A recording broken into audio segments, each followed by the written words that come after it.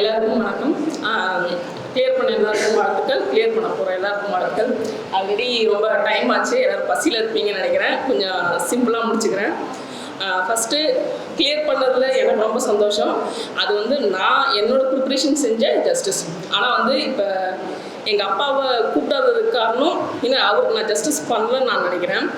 ஏன்னா ஃபஸ்ட்டு எங்கள் அப்பாவோட ஹிஸ்ட்ரிக்கு போயிடலாம். 8th வரைக்கும் தான் அப்பா படிச்சிருக்காங்க.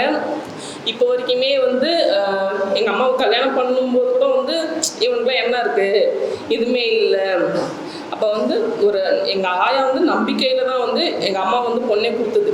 ஆனால் அந்த நம்பிக்கையே எங்கள் அப்பா இப்போ 58 வயசு ஆகுது, இன்ன வரைக்கும் எங்கள் 3 பேரையும் கஷ்டப்படாமல் தான் பார்த்துட்ருக்காங்க. ஏன்னா அப்பையிலேருந்து இப்போ வரைக்கும் இது வரைக்கும் எங்கள் அம்மா கூட வெளியே தனியாக விட்டது கிடையாது. இப்போ நான் இங்கே இன்ஸ்டியூட்க்கு வந்திருக்கேன். நாங்கள் கடல் முடிச்சுட்டு விருதாச்சலம் பார்ப்போம். நான் பிஎஸ்சி அக்ரி படிச்சிருக்கேன். நெக்ஸ்ட் இங்கே வரும்போது கூட எங்கள் அப்பா என்னை விட்டுட்டு அவர் தான் என்னை கூட்டிகிட்டு போவார். ஏன்னா அந்தளவுக்கு எங்களை இப்போ வரைக்குமே ரொம்ப ப்ரொடக்டிவாக தான் வச்சுருக்காரு. நெக்ஸ்ட் என்னோடய ப்ரிப்ரேஷன் படி பார்க்கும்போது நான் 2019 பேட்ச் கம்ப்ளீட் பண்ணேன். நெக்ஸ்ட் 21 லாஸ்ட்டில் ஏஎஃப்ஓ அட்டன் பண்ணேன். அப்பயும் அப்பா அப்பாவோட ஃப்ரெண்ட் பசங்க இங்கே படிச்சிருந்தனால ஓகே சுரேஷ் ஜாயின் பண்ணலாம் அப்படின்னு சொன்னாங்க. அது இல்லாமல் எங்கள் ஊரில் வர பேங்க் மேனேஜர் எல்லாம் நான் சுரேஷில் தான்ப்பா படித்தேன், பாதி அங்கேயே சேர்த்து விடுங்க. அவங்க அசிஸ்டன்ட் மேனேஜர் அங்கே தான் புக்கு வாங்கி படித்தேன், அங்கேயே சேர்த்து விடுங்க. அதனால சரி ஓகே எங்கள் அப்பாவுக்கு ஒரு நம்பிக்கை இருக்குது. ஓகே அங்கே போனால் கண்டிப்பாக பொண்ணு பாஸ் பண்ணிவிடும். அதுக்கு முன்னாடி அக்ரிகல்ச்சர் ஆஃபீஸருக்கு படித்தேன், அந்த கதைலாம் இருந்தது. கோவிட் 2 வருஷம் அதெல்லாமே அப்படியே போயிடுச்சு.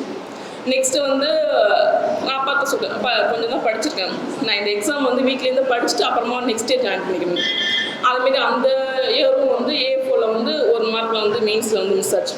சரி ஓகே நெக்ஸ்ட் ஜாயின் பண்ணலாம் அப்படின்ட்டு ஏப்ரலுக்கு இங்கே ஜாயின் பண்ணால் மே மந்தோட பேட்ச் ஸ்டார்ட் பண்ணாங்க. ஸ்டார்ட் போயிட்டு இருந்துச்சு, எல்லாமே கிளாஸ் போயிட்டு இருந்துச்சு. ஆனால் நான் இப்போ கிளியர் பண்ணேன்னா நான் படித்து கிளியர் பண்ணேன் அப்படிலாம் எதுவும் சொல்ல மாட்டேன். நான் கிளியர் பண்ணது காரணம் அங்கே இருக்காங்க ஒரு மேடம், அவன் டவுட்டு கேட்டே நான் சாவடிப்பா, டெய்லிக்கும் புக் எடுத்து உட்காந்துப்பா.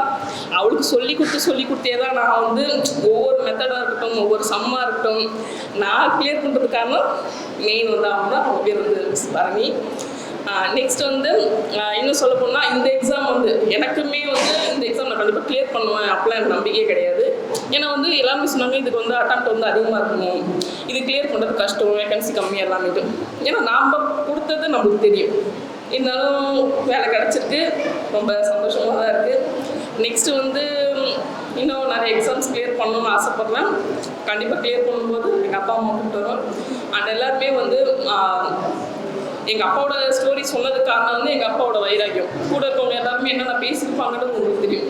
ஒரு புவர் ஃபேமிலியிலேருந்து இப்போ வரைக்கும் எந்த ஒரு ஃபினான்ஷியல் ஸ்ட்ரகிளுமே இல்லாமல் எங்களை வளர்த்துருக்காரு அப்படின்னா அவரோட வைராக்கியம் மட்டும்தான் காரணம். அதுமாரி நம்பிக்கையும் இருந்திருக்கும். அதுமாரி நீங்களும் நம்பிக்கையாக இருங்க. எல்லாருமே எல்லாருமே நல்லா இருக்கும். தேங்க்யூ. சுரேஷ் IAS அகாடமி, வெற்றியின் முகவரி.